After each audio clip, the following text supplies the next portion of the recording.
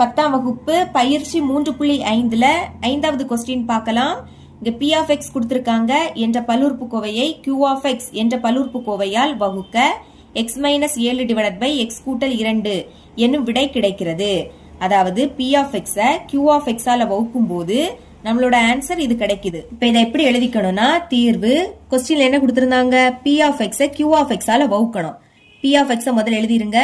வகுத்தல்னால by போட்டுக்கணும். Bike கீழே q of x எழுதிக்கணும். ஏன்னா p of x q of x ஆல வகுக்கிறோம். அப்ப பைக்கு கீழே தான் q of x எழுதிக்கணும். இப்படி வகுத்தா என்ன கிடைக்கும் x - 7 by x கூட்டல் 2. அதை சமத்துக்கு அந்த பக்கம் எழுதிக்கணும். x - 7 by x கூட்டல் 2. என்ன கண்டுபிடிக்கணும் எனில் q of x காண்க.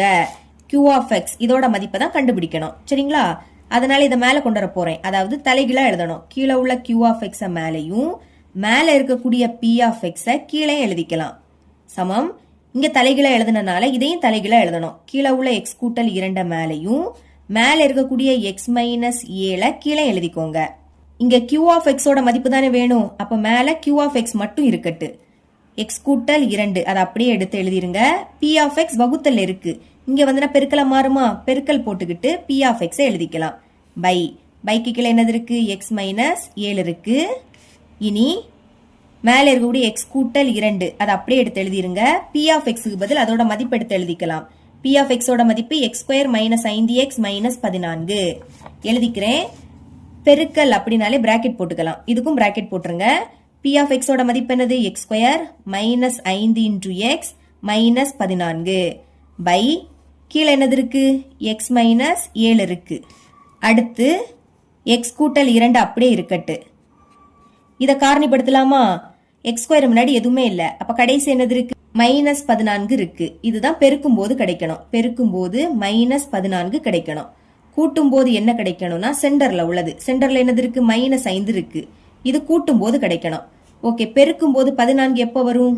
7ஐயும் 2ஐயும் பெருக்குனா 14 கிடைக்கும். இங்க மைனஸ் இருக்கிறதுனால கழிக்கணும். கழிச்சா 5 கிடைக்கணும். 7ல இருந்து 2 கழிச்சா 5. இனி குறியீட போடலாமா? பெருக்கும் போது இங்க மைனஸ் இருந்துன்னா இந்த 2ல ஏதாவது ஒண்ணுக்கு மைனஸ் போடணும். அதை கண்டுபிடிக்க அடுத்துள்ளதை பாருங்க. கூட்டும் போது இங்க மைனஸ் இருக்கு. இங்க என்ன இருக்கோ அதை பெரிய எண்ணுக்கு போடணும். 7 தானே பெருசு. அப்ப மைனஸ் பெரிய எண்ணுக்கு போட்டுடலாம். சிறிய எண்ணுக்கு பிளஸ் போட்டுருங்க. இப்போ ஒரு எண்ணுக்கு மைனஸ் போட்டாச்சு.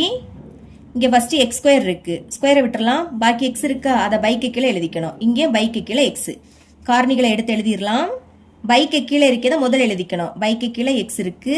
மேல -7 இருக்கு. இன்டு இங்கே பைக்கு கீழே x இருக்கு. மேல +2 இருக்கு. டிவைடட் பை பைக்கு கீழே என்னது இருக்கு? x - 7 இருக்கு. இப்ப பாருங்க மேலே x - 7 இருக்கு. கீழே x - 7 இருக்கு. கேன்சல் ஆயிடும். பாக்கி இங்க x கூட்டல் 2 இருக்கு.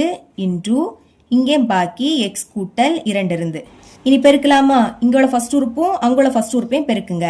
x-ஐயும் x-ஐயும் பெருக்குனா x² கிடைக்கும். இனி இங்கோட ஃபர்ஸ்ட் உறுப்பும் அங்கோட ரெண்டாவது உறுப்பும் x-ஐயும் 2ஐயும் பெருக்குனா 2x. ரெண்டுமே பிளஸ்ஸா? அப்ப பிளஸ் 2x. இனி இங்க உள்ள ரெண்டாவது உறுப்பும் அங்குள்ள ஃபர்ஸ்ட் உறுப்பும் 2 x-ஐயும் பெருக்குனா 2x. ரெண்டும் பிளஸ். அப்போ பிளஸ் 2x. இனி இங்க உள்ள இரண்டாவது உறுப்பும் அங்குள்ள இரண்டாவது உறுப்பும் 2ஐயும் 2ஐயும் பெருக்குனா 4. ரெண்டுமே பிளஸ். அப்போ பிளஸ் 4. அடுத்த ஸ்டெப்ல x² அப்படியே இருக்கட்டு. இங்கே x இருக்கு, இங்கே x இருக்கு. அப்ப இது ரெண்டையும் சால்வ் பண்ணலாமா? ரெண்டுமே பிளஸ். பிளஸ் போட்டுட்டு கூட்டுங்க. நம்பரை முதல் கூட்டலாம். 2ஐயும் 2ஐயும் கூட்டினா 4. 2ல x இருக்கு. அதை ஒரு வாட்டி எழுதிக்கலாம். பேலன்ஸ் +4 இருக்கு. இதுதான் q of x ஓட மதிப்பு. இவ்வளவுதான் இந்த சம்.